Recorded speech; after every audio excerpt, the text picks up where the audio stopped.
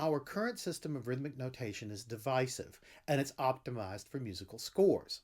This point was driven home to me when I was young, and there weren't any professional quality music notation programs available. I decided to write my own, and I immediately ran into a problem. How do you determine how much space to allot to each note? This problem is fairly easy to solve for single line melodies. Here's a decent looking spacing for a bunch of half notes. Problems occur when a second voice is added. My second voice might have two quarter notes at the same time as the second half note. The quarter notes look too close together, so I have to enlarge the space between the second and third half notes to accommodate the two quarters. In multi-voice music, the space between the notes varies depending on the rhythm of the other voices. The solution to this problem is to create a composite rhythm that contains all of the smallest note values in all of the voices, because multiple small note values take up more space than a single longer note. Doing this ensures that there is enough space for all of the notes in all of the voices, allowing the voices to line up vertically. One of the first things the user had to do when using my program was to figure out this composite rhythm so that the computer could calculate the best spacing that allowed enough room for all of the notes and all of the voices. When using current notation programs, users don't have to determine composite rhythms before they enter any notes, because the programs do these spacing calculations on the fly. Still, there is occasionally a pause, a kind of glitch, while the computer calculates the spacing, and you can see the spacing change on the screen before your eyes. I say this kind of rhythmic notation is divisive because it's based on the idea that there's so many of one kind of note contained in some other kind of note, like in our example, where a half note contained two quarter notes. Divisive rhythm became very important as musical scores were increasingly used at the end of the Renaissance and the beginning of the Baroque. Take a look at this late Renaissance keyboard piece from the Fitzwilliam Virginal book. In order to play music like this, the musicians need to see how the rhythms line up vertically. They need to be able to see the composite rhythm. And in order to see this, the music has to be laid out in a way that shows how larger note values are divided into smaller ones. We are so used to looking at musical scores that we find it hard to believe they haven't always existed. Here's a Renaissance four-part piece. Notice that there's no score. The four parts are written out separately. Choral singers today would be distressed by this kind of layout. They are used to seeing the music in score form. This is handy so that singers can see how their part coordinates with other parts. As an instrumentalist, I'm used to playing from a part rather than a score, but as a composer, I can't imagine not composing using a score.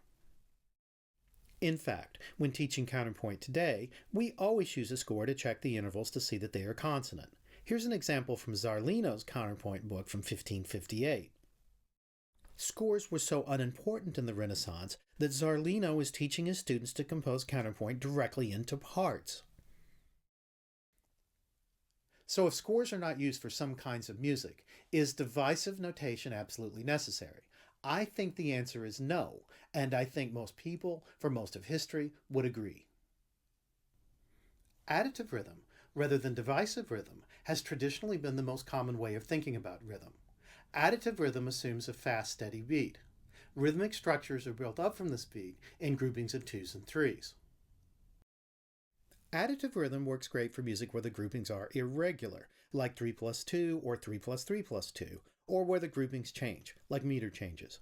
Kurt Sachs thought this kind of rhythm derived from language. He wrote, "The 7+5 recurs in the Arabian poetical meters of 7 and 5 time units, and in the strange caesura of Roman hexameters.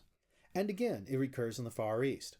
Japan distinguishes poems in the haiku, with 3 lines of 5, 7, and 5 syllables." Kurt Sachs suggested we examine a cute little example from early 20th century popular music, Fascinating Rhythm by George Gershwin. I've notated it here using additive rhythm.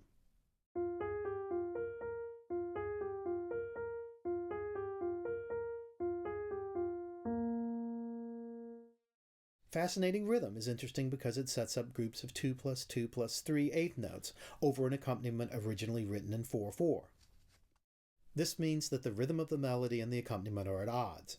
Gershwin wrote the song using divisive rhythmic notation. This is exactly the kind of thing divisive rhythm is good for.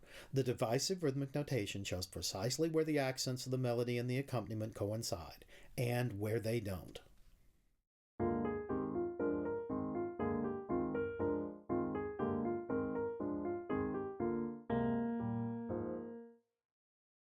A similar rhythmic pattern has become controversial amongst my students. It's a common rhythm in both North and South American popular music, and is often called by its Afro-Cuban name, the Trecilo rhythm. The students tend to count it using additive rhythm, and they notate it as. Many music theory teachers object to this notation because it doesn't show the third beat in 4/4. They would prefer. So who's right, the students or the teachers? I think that depends on the rest of the musical texture. If there's a quarter note accompaniment like in Gershwin's song, then the divisive version works best. If all of the parts make use of the same 3+3+2 pattern, then additive counting's fine. This pattern crops up regularly in rock and roll. There was the idea when I was young that rock and roll music was simplistic. I think this was because that unlike jazz, it didn't swing. Still, in rock and roll, there are intricate rhythms. Here's the rhythm from the melody of an early rock song.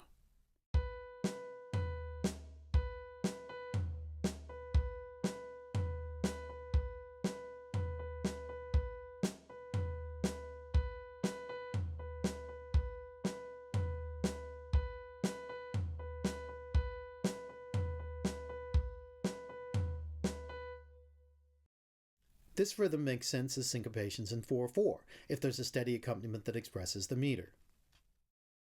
Otherwise, it might make more sense to notate it with changing meters, with additive rhythm.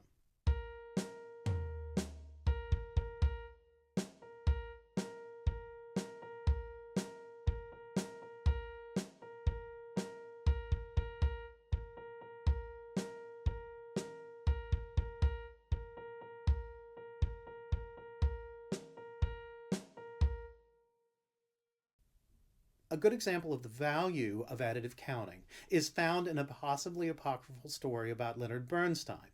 I personally find this story hard to believe, but it teaches an important lesson.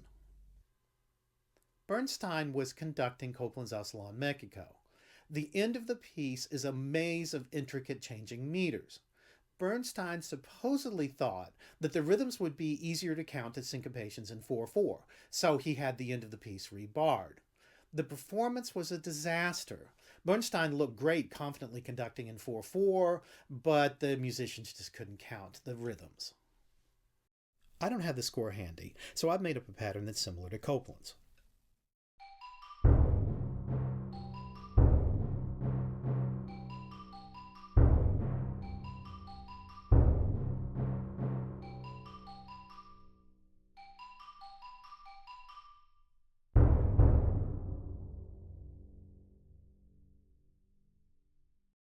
Here's the same thing in 4/4. Notice that many of the rhythms just don't make any sense. While the sense of where the downbeat was constantly shifting in the original, the downbeat is often absent altogether here. Additive rhythmic notation with meter changes sometimes seems like an affectation, but it's essential for rhythms of this kind. Additive rhythm can also be used to give a piece the feeling that it's moving forward. Philip Glass is famous for using additive techniques in his music. Here's a pattern much like Glass used in his opera, Einstein on the Beach. It's based on the chord progression C, B flat, E flat, D flat, A flat. The chords are arpeggiated, 3 notes up and down for the first 3 chords, and just 3 notes up for the last 2 chords. Then the whole sequence is repeated. Then notes are added, 1 note each to the C and B flat chords. That's repeated. Then another note is added to the C and B flat chords. That's repeated. Then 3 notes are added to the E flat chord. That's repeated. Then finally 2 notes are added to each of the last 2 chords. People sometimes complain that this kind of music is boring because it just repeats the same patterns over and over. But Glass doesn't really do that. He keeps changing the patterns, adding notes to them to keep the piece moving forward. You might guess that this kind of music is formulaic, that the additions are always just more of the same. In his article on Einstein on the Beach, Kyle Gann points out that this is often not the case, that Glass seems to be intuitively adding groups that sound right to him, rather than following some kind of formula.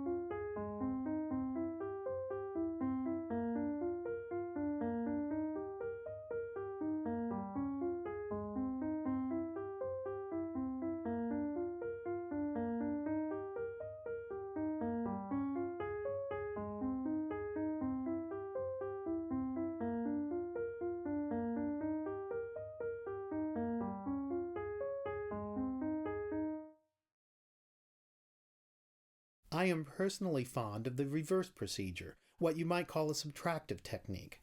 The idea is that you have a long pattern from which you gradually remove groups of notes. The effect of this is to make the pattern seem to speed up as they get shorter and shorter. There's a sense of arrival when the pattern is reduced to just one or two pitches.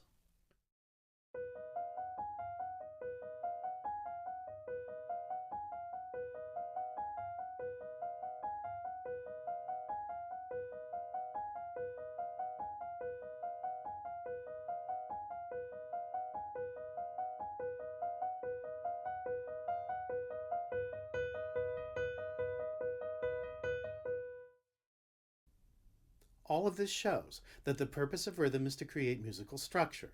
My subtractive example gives the music structure by supplying a process. The musical pattern gets shorter and shorter until it ends.